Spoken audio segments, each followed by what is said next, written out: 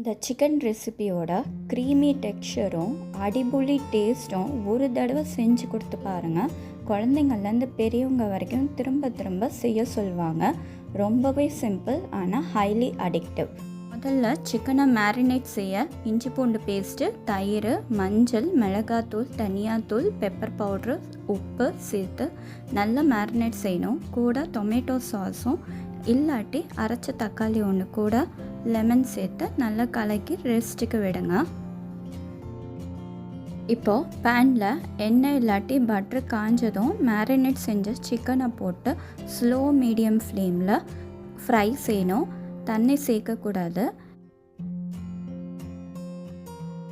இந்த மாதிரி மூடி வச்சு ஃப்ரை செய்யும்போது சீக்கிரமாக வெந்துடும். சிக்கன் ரெடி ஆயிடுச்சு.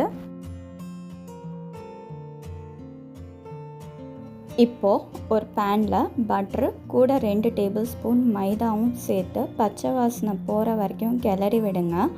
இப்போது பால் 1 glass, 200 ml, oregano, chilli flakes சேர்த்து செமி திக் கன்சிஸ்டன்சிக்கு வர கிளறிட்டு ஃப்ரை செஞ்ச சிக்கன் மேலே போட்டு 2 நிமிஷம் குக் பண்ணுங்கள்.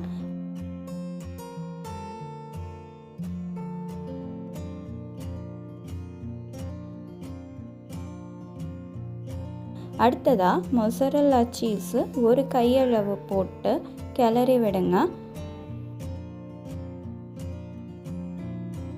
இந்த ஸ்டேஜில் கேஸை ஆஃப் செஞ்சுட்டு மறுபடியும் இன்னொரு கையளவு சீஸும் கொத்தமல்லி கொஞ்சமாக பட்ரு இருந்தால் சேர்த்து விட்டு 10 நிமிஷம் மூடி வச்சு அதுக்கப்புறமா சப்பாத்தி, பரோட்டா, கீ ரைஸ் கூட கொடுத்து பாருங்கள்.